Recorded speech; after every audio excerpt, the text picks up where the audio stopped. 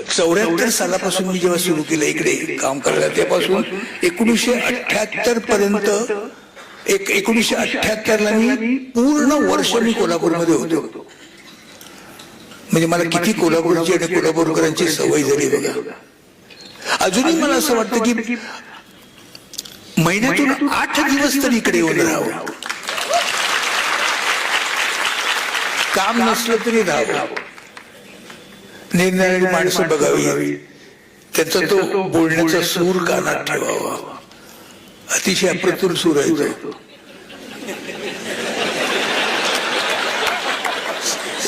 निश्चित कळतच नाही कोणाला. माणूस आवडीचं बोलतोय की न आवडणारं बोलतोय, कारण आवाजातला तो रांगडेपणा जो आहे हा फक्त इथेच दिसून येतोय, पण वाक्यातली जी मृदुता असते ती मात्र इथेच दिसून येते. केव्हाही कुणाला मदत करणारे हे लोक, अशा लोकांमध्ये मी वावरलो आणि या लोकांमध्ये मला सगळे पुरस्कार मिळत गेले. हे माझ्या आयुष्यात नेहमी माझ्या लक्षात राहिले, मी कधी विसरू शकणार नाही.